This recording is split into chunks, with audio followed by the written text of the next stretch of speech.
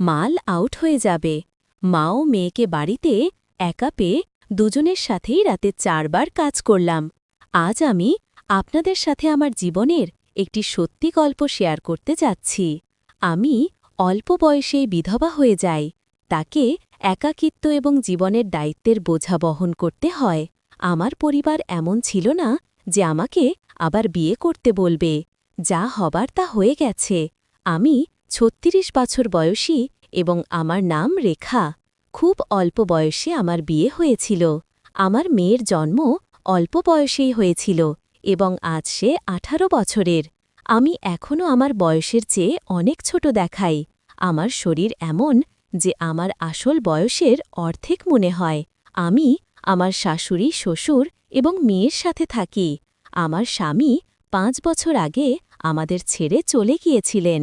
আমরা একটি সম্পন্ন পরিবার থেকে এসেছি এবং আমি আমার মেয়েকে সেরা শিক্ষা দেওয়ার জন্য সব ধরনের চেষ্টা করেছি। আমি তাকে জয়নগরে উচ্চ শিক্ষার জন্য পাঠিয়েছিলাম।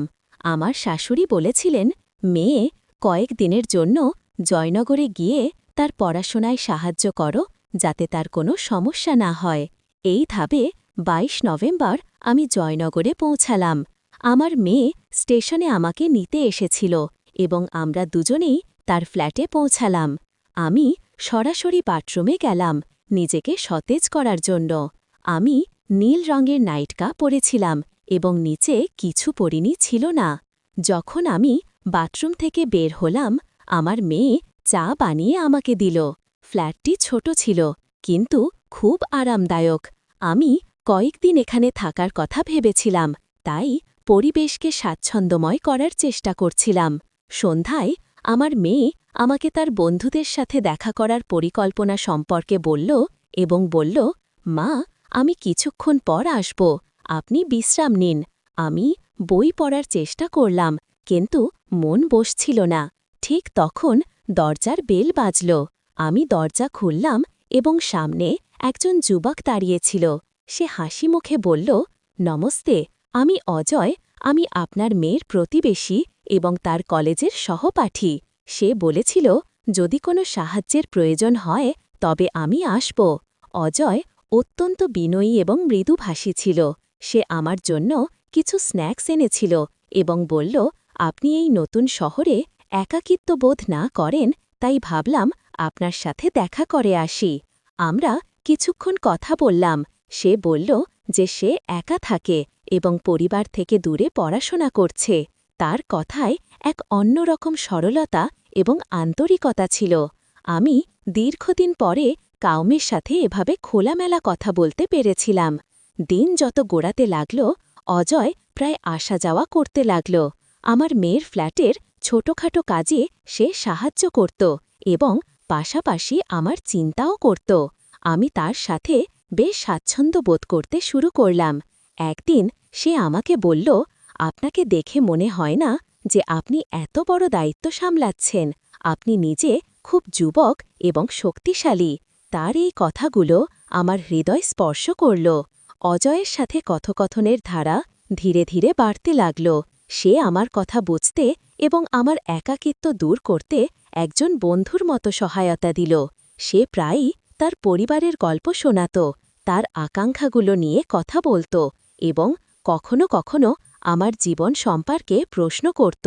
একদিন সন্ধ্যায় যখন আমি বারান্দায় বসে চা পান করছিলাম, অজয় আমাকে বলল, আপনি একজন খুব শক্তিশালী মহিলা। আমি আপনাকে যতটা জেনেছি ততটাই অনুভব করি যে আপনি আপনার জীবনকে নিজের থেকে আরও ভালো করতে পারেন। কিন্তু কখনো কি আপনি আপনার নিজের সুখের কথা ভেবেছেন? তার এই প্রশ্ন আমাকে ভাবিয়ে দিল। আমার জীবনের সুখের অর্থ শুধু আমার মেয়েই ছিল, কিন্তু আমি কি কখনো নিজের জন্য কিছু চেয়েছি? সম্ভবত না। অজয়ের সাথে সময় কাটাতে গিয়ে আমি অনুভব করলাম যে সে শুধু একজন যুবক নয়, সে এমন একজন মানুষ যে আমার অনুভূতি এবং হৃদয়ের গভীরতা বুঝতে পারে। তার স্নেহ, তার যত্ন এবং তার উপস্থিতি আমার ভেতরে আবার বেঁচে থাকার ইচ্ছা জাগিয়ে তুলল। একদিন সে আমাকে বলল, আমি আপনাকে প্রথমবার দেখেই অনুভব করেছিলাম যে আপনি কতটা বিশেষ, কিন্তু এই কথা বলার সাহস আজই পেয়েছি। আমি জানি আমাদের মধ্যে বয়সের ব্যবধান আছে, কিন্তু আমার জন্য আপনার বয়স শুধু একটি সংখ্যা। আমি আপনার যত্ন করি এবং চাই আপনি সুখে থাকুন। তার কথাগুলো আমাকে গভীরভাবে নাড়া দিল। আমি কিছুক্ষণ চুপ করে রইলাম, তারপর বললাম, অজয়, আমি নিজেকে আবার এভাবে ভাবার অনুমতি দিতে পারি না। আমার জীবন আমার মেয়ের চারপাশেই ঘোরে। সে হাসিমুখে বলল, আপনার সুখ আপনার মেয়ের জন্য ঠিক ততটাই গুরুত্বপূর্ণ যতটা তার জন্য তার ভালোবাসা। আপনি যদি সুখে থাকেন তবে সেও সুখে থাকবে। শুধু একবার আপনার হৃদয়ের কথা শুনুন। এটা প্রথমবার ছিল যখন কেউ আমাকে এভাবে কথা বলেছিল। অজয় আমাকে আমার একাকিত্ব থেকে বেরিয়ে আসার পথ দেখিয়েছিল। কিন্তু আমি কি আমার দায়িত্ব এবং সমাজের বন্ধন অতিক্রম করতে পারব? অজয়ের কথাগুলো আমার মনে এক ধরনের আলোড়ন সৃষ্টি করেছিল। আমি চাইলেও সেই কথাগুলো উপেক্ষা করতে পারছিলাম না। আমি ভেবেছিলাম, আমার কি নিজের সুখের কথা ভাবার অধিকার আছে?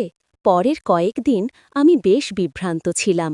অজয় আমার সাথে খুব স্বাভাবিকভাবে কথা বলত, কিন্তু আমি নিজেকে একটু দূরে রাখা শুরু করলাম। আমি চাইনি যে আমার মনে কোনো আশা জাগুক।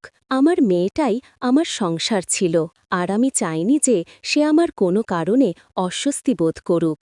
কিন্তু অজয়ের ধৈর্য ছিল অসাধারণ। সে কখনো আমার উপর কিছু চাপিয়ে দেয়নি। সে সবসময় আমার চেয়েগুলোর মূল্য দিত এবং আমাকে বারবার এই বিশ্বাস দিত যে তার ভালোবাসা সত্যি এবং স্বাভাবিক। একদিন আমার মেয়ে আমাকে বলল, মা, তুমি কিছুটা বিচলিত দেখাচ্ছ। অজয় কাকাও জিজ্ঞেস করছিলেন তুমি ঠিক আছো কিনা। আমি একটু আশ্চর্য হলাম। অজয় কাকা সে হেসে বলল, হ্যাঁ, সে আমার জন্য বড় ভাইয়ের মতো। সে তোমার খুব যত্ন নেয়। তুমি কি তার উপর রাগ করেছ? আমি আমার মেয়েকে জড়িয়ে ধরে বললাম, না বেটা, আমি শুধু আমার পুরনো দিনগুলোর কথা ভাবছিলাম। সেই দিন আমি বুঝতে পারলাম যে আমার মেয়ে কতটা বুদ্ধিমান হয়ে উঠেছে। হয়তো সে আমার জীবনে কোনো নতুন পরিবর্তনকে মেনে নিতে প্রস্তুত ছিল, কিন্তু আমি তখনও নিজেকে নিয়ে সন্দেহান ছিলাম। কিছুদিন পরে অজয় আমাকে বলল, আমি যদি তোমার বিভ্রান্তির কারণ হয়ে থাকি তাহলে আমি নিজেকে দূরে রাখতে পারি, কিন্তু এটুকু বলবো, তোমার সুখ আমার কাছে গুরুত্বপূর্ণ। তুমি যেমন আছো তেমনই আমার জন্য বিশেষ। শুধু এটা জেনে রাখো যে আমার চেয়েগুলো কখনো বদলাবে না। তার কথায় আমার চোখে পানি চলে এলো। আমি তাকে থামিয়ে বললাম, অজয়, আমি সবসময় অন্যদের জন্য বেঁচে থাকি, নিজের কথা কখনো ভাবিনি। কিন্তু এখন তুমি আমাকে ভাবতে বাধ্য করেছ যে হয়তো আমিও সুখী হতে পারি। সে আমার চোখের দিকে তাকিয়ে বলল, তাহলে শুধু তোমার হৃদয়ের কথা শোনো, বাকি সব আমি সামলাম। সেই দিন আমি সিদ্ধান্ত নিলাম যে আমি আমার হৃদয়ের কথা শুনব। আমি আমার মেয়ের সাথে এই কথা শেয়ার করলাম। সে আমাকে জড়িয়ে ধরে বলল, মা, তোমার সুখই আমার সুখ। তুমি সবসময় আমার জন্য সব কিছু করেছ। এখন সময় এসেছে যে তুমি তোমার জীবনকেও একটি সুযোগ দাও। ধীরে ধীরে অজয় আর আমার মধ্যে সম্পর্কটি প্রকাশ্যে এলো। আমরা সমাজের প্রতিটি চ্যালেঞ্জ একসাথে মোকাবেলা করলাম। আমি বুঝতে পারলাম যে সত্যিকারের ভালোবাসা বয়স, পরিস্থিতি বা বাধা দেখে না। অজয় আর আমার সম্পর্কের খবর ধীরে ধীরে আমার শ্বশুর বাড়ি এবং কাছের মানুষদের কাছে পৌঁছাল। আমি ভেবেছিলাম এটার বিরোধিতা হবে, কিন্তু সত্যি কথা হল আমি এখন নিজেকে এতটাই শক্তিশালী অনুভব করছিলাম যে কারণ নেতিবাচক মতামতের ভয় ছাড়াই আমি আমার সিদ্ধান্তে অটল থাকতে পারব। একদিন সন্ধ্যায় বাড়ি ফিরে আমার শাশুড়ি আমাকে বললেন, বেটা, আমরা তোমাকে সবসময় দায়িত্বে জড়িত দেখেছি। এখন যদি তোমার জীবনে কেউ এমন থাকে যে তোমার পাশে দাঁড়াতে পারে তাহলে আমাদের কোনো আপত্তি নেই। তার এই কথায় আমার চোখে পানি চলে এলো। কিন্তু সমাজ সবসময় এত সহজে মেনে নেয় না। প্রতিবেশী এবং আত্মীয়রা কথা বলা শুরু করল। কেউ কেউ বলল, এই বয়সে ভালোবাসা, এটা কি ঠিক? এই কথাগুলো আমাকে আবারও ভাবতে বাধ্য করল। অজয় আমার হাত ধরে বলল, তোমার সিদ্ধান্তের চেয়ে গুরুত্বপূর্ণ কিছু নেই। মানুষ তো সব অবস্থাতেই কথা বলবে, কিন্তু এটা তোমার জীবন এবং তুমি এটা তোমার শর্তে বাঁচার অধিকার রাখো। আমার মেয়েও প্রতিটি পদক্ষেপে আমার পাশে দাঁড়াল। সে বলল, মা, তুমি সবসময় আমার সুখের জন্য ত্যাগ করেছ, এখন তোমার সুখের সময় আমি তোমার সাথে আছি। তার এই কথাগুলো আমাকে ভেতর থেকে শক্তিশালী করে তুলল। ধীরে ধীরে আমি এবং অজয় আমাদের সম্পর্ককে একটি নাম দিতে সিদ্ধান্ত নিলাম। আমরা খুব সাধারণভাবে শাদী করলাম, শুধু আমাদের কাছের মানুষদের উপস্থিতিতে। এটি একটি নতুন শুরু ছিল, যেখানে বয়স, সামাজিক চাপ এবং প্রথা পিছনে পড়ে রইল এবং শুধু সত্যি আর ভালোবাসা জয়ী হল। শাদীর পরে অজয় শুধু আমার জীবনকে আলোকিত করেনি, বরং আমার মেয়ের জন্য একজন সত্যিকারের বন্ধু এবং গাইড হয়ে উঠল। আমাদের জীবন একটি নতুন দিকে এগিয়ে গেল, যেখানে আমরা একসাথে সুখ এবং স্বপ্ন ভাগ করলাম। এই গল্প আমাকে শিখিয়েছে যে নিজের জন্য দাঁড়ানো কতটা গুরুত্বপূর্ণ। সমাজে তৈরি নিয়ম এবং প্রথা সবসময় সঠিক নয়। সত্যিকারের ভালোবাসা এবং পারস্পরিক সম্মানের সাথে প্রতিটি চ্যালেঞ্জ অতিক্রম করা যায়। শাদীর পরে অজয় এবং আমি একটি নতুন জীবন শুরু করলাম। আমরা একসাথে এমন একটি পরিবেশ তৈরি করলাম যেখানে পারস্পরিক সম্মান এবং ভালোবাসা প্রতিটি কঠিনতাকে সহজ করে দিল। আমার মেয়ে অনন্যা এই নতুন সম্পর্কটিকে খোলা মনে গ্রহণ করল এবং বলল, মা, তুমি সবসময় আমার জন্য সবচেয়ে ভালোটা করেছ, এখন আমি চাই তুমি তোমার সুখকে পুরোপুরি উপভোগ করো। অজয় অনন্যার পড়াশোনায় তার পূর্ণ সমর্থন দিল। সে তাকে ক্যারিয়ার বেছে নেওয়ার পথে গাইড করল এবং একজন বড় ভাইয়ের মতো যত্ন নিল। তাদের মধ্যে সম্পর্ক ধীরে ধীরে এতটা শক্তিশালী হয়ে উঠেছিল যে অনন্যা তার প্রতিটি কথা সর্বপ্রথম অজয়ের সাথে শেয়ার করত। একদিন আজ আমাকে বলল, আমরা একটি পরিবার গড়ে তুলেছি এবং এটি আমার জীবনের সবচেয়ে বড় সুখ, কিন্তু আমি চাই তুমি তোমার আগ্রহ এবং স্বপ্নকেও এগিয়ে নিয়ে যাও।